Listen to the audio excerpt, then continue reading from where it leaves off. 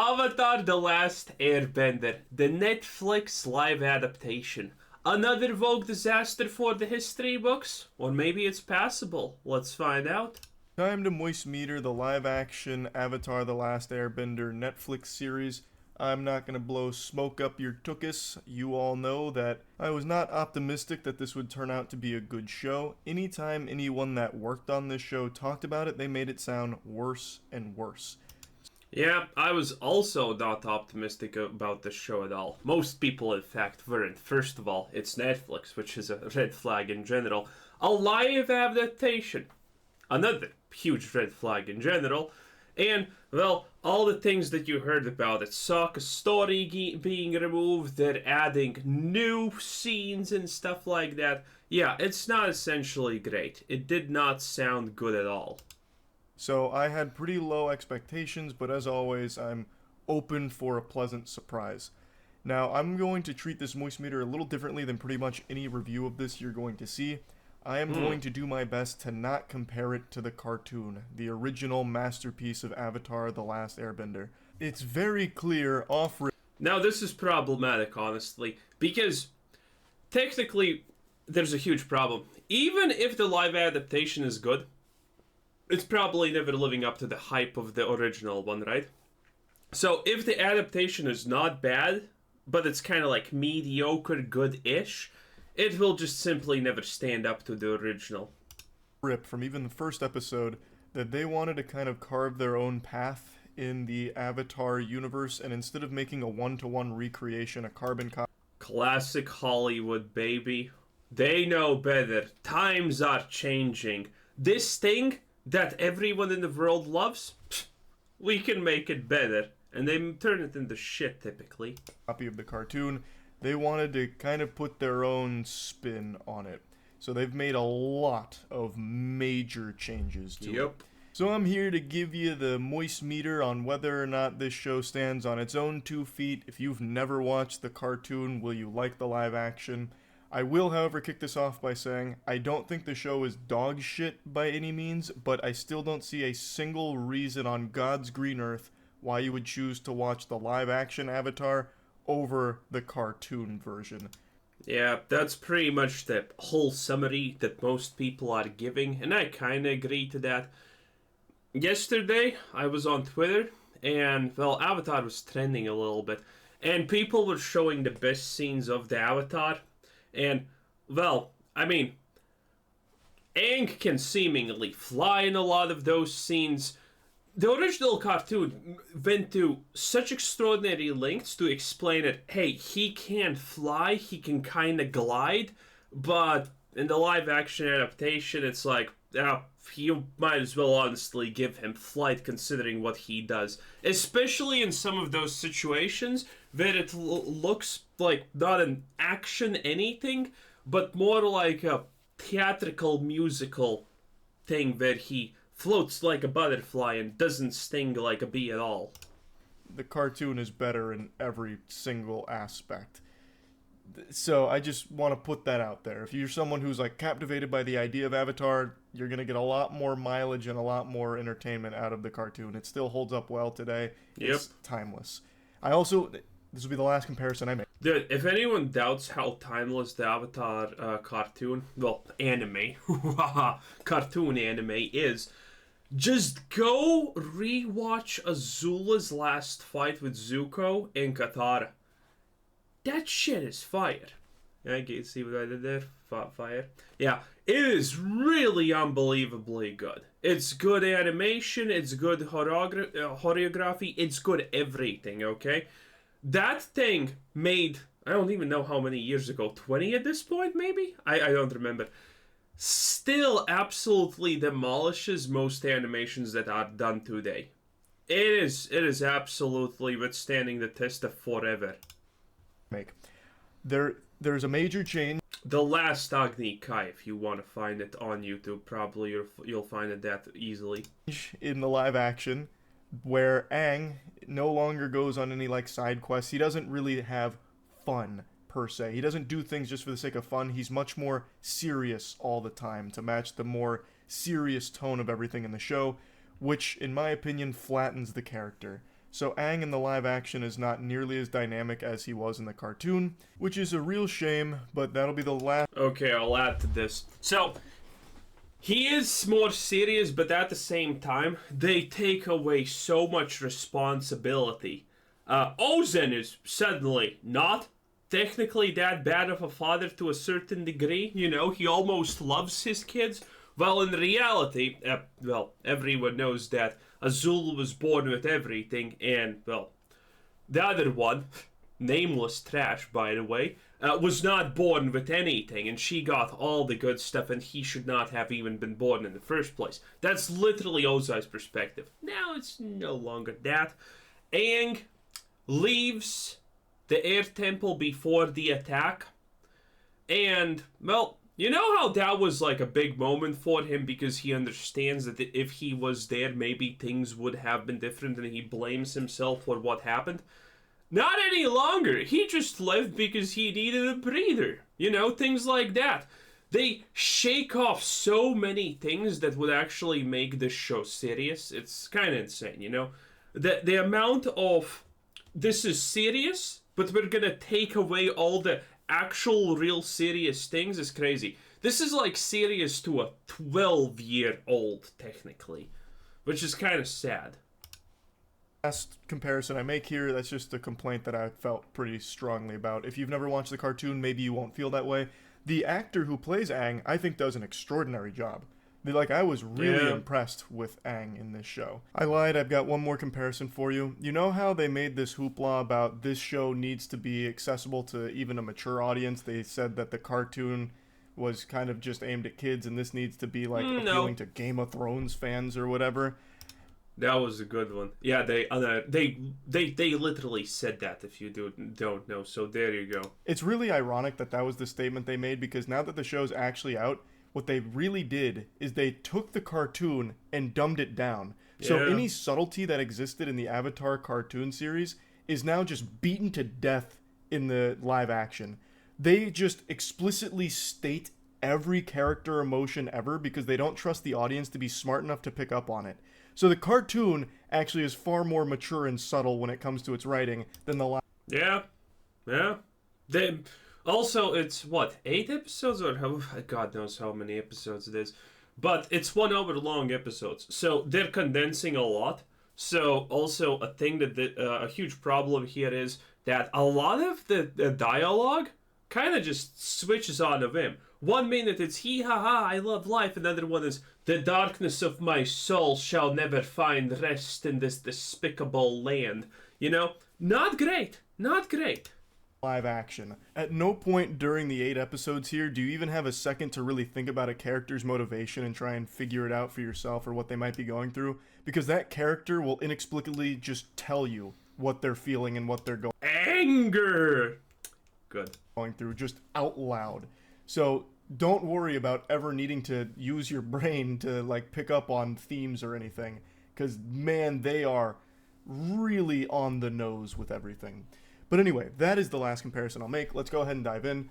Like I said, I was very impressed with Aang's performance here. I thought Aang was done justice overall. Even Sokka's also good. No, I wasn't a huge fan of him lacking the whimsy that he used to have. I do still Iroh is good. Think that he is a strong character and does a great job. I also Azul, they butchered my girl. Plus, by the way, May is fat. There you go. May is fat.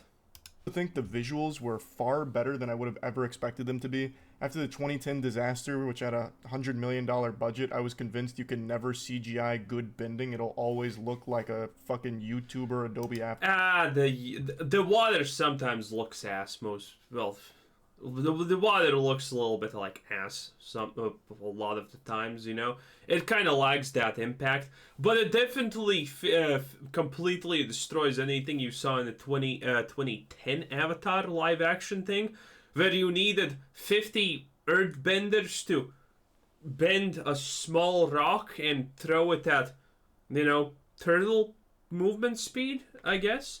Well, it's way better than that. After Effects skit. But I was wrong. This actually has really solid fight choreography, and the bending, for the most part, always looks really good. Especially the environments, like the places they visit look beautiful. Like legitimately, they look really stunning. You can tell that this is a very big budget production. I will say though, on this front, Appa looks like he has never taken a bath.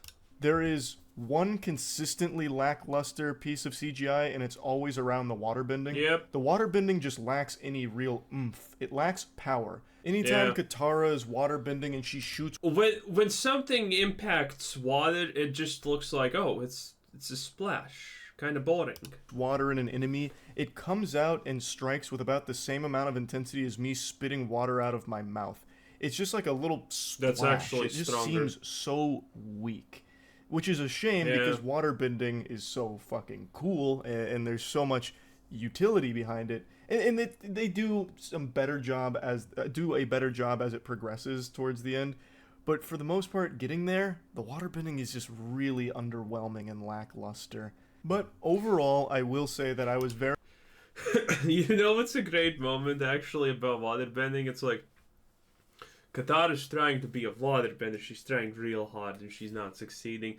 And then at one point, when they're escaping, she actually succeeds and does it. And, you know, that's her pretty much life goal at that point. It's like a phenomenal achievement. And she looks like, it's like, yeah... Okay, I did that. Yeah, I finally did the thing. It's fine. It's, you know, it's okay. You know, it's not a big deal.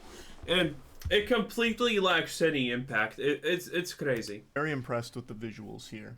I think they did do a pretty good job of capturing how cool bending can be in a fight. And they do get pretty creative with a lot of the ways these fights unfold. So I was pleased overall with how it was presented. Another compliment that I'll go ahead and get out there is I actually enjoy some of the darker elements they've added to this, where they just go whole hog and show someone being like lit on fire, literally fucking incinerated. Oh, that's it shows Ozai's brutality, where at one point he just, like Scorpion out of Mortal Kombat, just fucking summons fire under someone and just murders them. It really helps showcase how menacing of a monster Ozai is. So I do think that that's a cool direction to take that. I don't know about those. I think it's hard to say, honestly, because, well, in the original, so the greatest villain of all time until the moment that he was shown and deleted into the trash bin like 5 seconds later by, you know, a random nothing character, most people will agree is easily Madara Uchiha, obviously, right?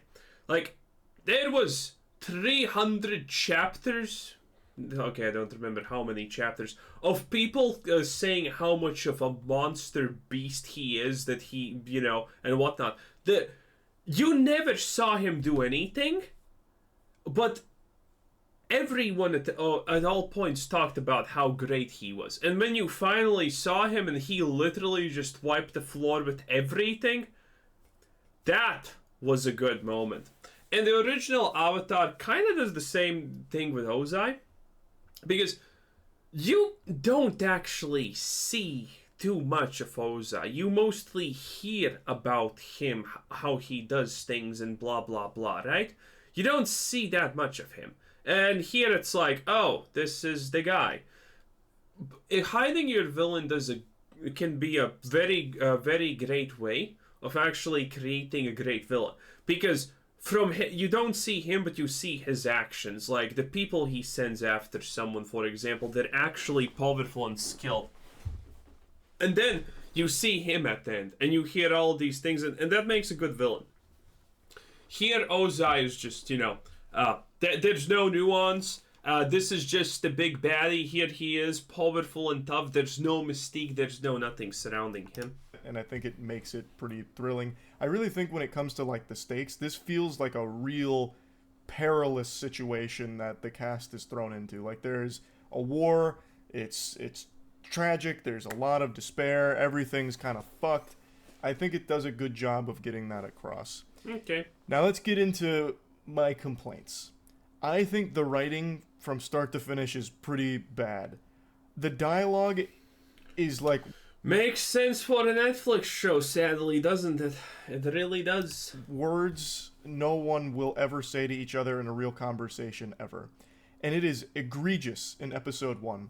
I think it's because they tried to condense so much story into only 8 episodes that they had to rush through everything, and you feel it. It feels so fucking rushed with its narrative. It's awful sometimes, straight up. Like, listening to a monologue as a conversation isn't fun. It takes you out of it. They just beat you to death with exposition off rip. So, for example, when a character is talking to Aang, the character is telling Aang everything the viewer needs to know about the lore. Yeah. You've been asleep for 100 years because you have been frozen in ice when you... Oh, he reminded me. Wait, no, he's actually doing it. Yeah, this is literally the very first episode, very start. He comes out and it's like, you know, before everything starts, you get the monologue. Avatar's been gone for 100 years. He has the power of the 4 elements and he can save the world. And then he gets freed and a grandma literally 5 seconds later, "You're the Avatar, master of all 4 elements, bringing balance to the world. You have been asleep and gone for 100 years. Kill me. Kill me. You ran away and got hit by that storm, but you are the Avatar. Yeah, also, the funniest part about the storm is the fact that if that thing can fly, why can't you just, you know, fly above the waves and stuff? Classic question, I know. Only one that can save this world, that the Fire Nation has attacked after we lived in harmony. Like, I know... I'm getting right back into a cartoon comparison. I know in the cartoon it's kind of like that sometimes. Yeah, you can't escape the cartoon comparison. You can't. There's no also reason to actually do it. But it has more episodes to flesh that out, and there's more actual character bonding and relationships outside of like an exposition dump. Here you don't have that. And that leads me to my next complaint, where the characters never really feel like friends. It feels like the relationships progress off screen. Like, there is no reason for the characters to be as close as they are in this show, because you never actually see that develop, even slightly. Because most of the time when a character is talking to each other, like if Katara is talking to Aang or Sokka, the conversation is only ever about business. Like, it's fucking business 100% of the time. Always serious for the most part, where they're just talking about, here's what I'm thinking, here's what I want to do, do you think we should do this, and here's why we need to do this and probably should do this. Those are the only conversations they really have. There's no real character bonding. They don't feel like characters most of the time when they're talking. They feel like just Wikipedia summaries of the show, and they're just vomiting that out. So I think the writing for pretty much every part of this is just not good. And I feel bad because I think most of the cast really puts forth a good performance. Except, I don't know why they're taking Katara in the direction they are. They just don't give her much to do or to say. So she never really gets a chance to shine as a character. Really, none of the characters get that chance except for Zuko and Aang. Those are the two standouts to me in this series. I've seen quite a few complaints about Zuko's temper tantrums being too childish. But for me personally, I didn't have an issue with it. I think that criticism's a little misguided given the character. So I actually thought Zuko was done quite well. Now, let's bring this all full circle here. If you've never watched if you've never watched the cartoon, will you like the live action Avatar? It's kind of hard to say. Possibly. Because there is some things to like about it. The visuals, the fighting, and there is a lot of fighting. And since, of course, it is the DNA of Avatar, the story is compelling, even if the writing's super weak for the most part. So there is quite a bit to like, but it really feels like, even if you've never watched the cartoon, that this show is rushing through things. By the time it ends, it still feels like all of the characters are strangers to one another, and all of the major narrative plot points that are being hit kind of just happen super quickly without any kind of build-up, which I think takes a lot of the intensity out of the situations that we're seeing. Especially in the final episode. The final episode is visually really cool, but man, does that blow through a lot of content in a really quick period of time where you never really care about any of the emotional stakes. I do like how they... Yeah, that's a common thing when when things are getting rushed like that. You know, you can't... If you're rushing it, you're not explaining why things matter between characters, and at one point you're just at this moment, oh, these characters like each other now. And you kind of show it, and it's like everyone's scratching their heads. Why? What? Random? Hello, random? Why is this happening? No one knows. And, well, needless to say, that's bad. Convey the big rampage in the Avatar state at the end. I think it comes across really fucking cool, but I just didn't feel any kind of emotional investment into it. At least I wouldn't if I hadn't seen the original. And I feel like that's going to be the case for a lot of people. It's a fun set of fights that you watch at the end, and then that's it. It's just kind of hollow. Oh, while I'm thinking about it though, I do want to give a little bit of praise for what they did with the face stealer. I actually really liked how they portrayed the face stealer in this. I actually thought that landed pretty well. I actually thought most of what they did with the spirits was pretty solid. So there's another compliment I can fish out here for the live action series. The show breaks that rule of show don't tell. This series is always tell. It's a classic problem nowadays at movies. If you don't tell something, well, the audience is too stupid, obviously, to figure it out, so there you go.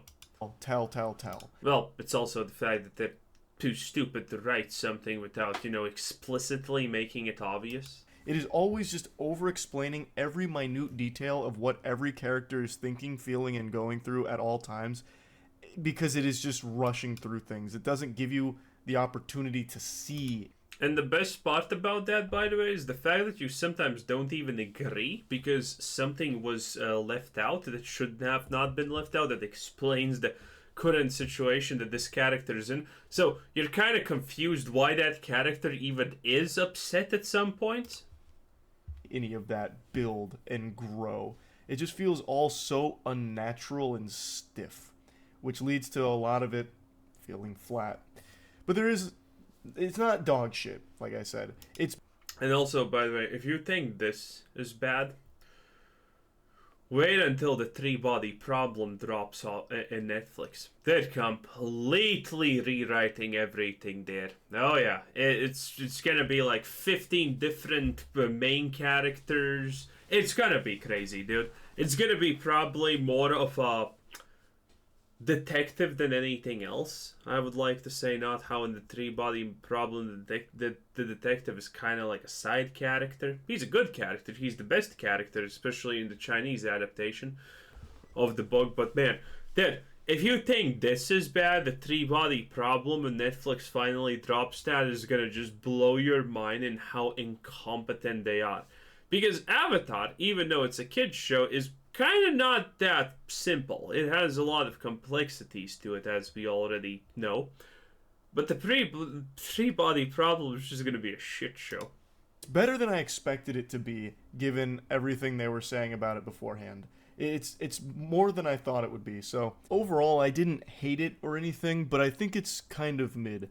Plugging it into the moist meter, I'm going to give it a comfortable 50%. It is better than I thought 47 it would be, but it's still not great. Okay, well, anyway, that's it for this video. This was Cruiser Sid saying thanks for watching, subscribe if you haven't already, and have a nice day. Bye-bye.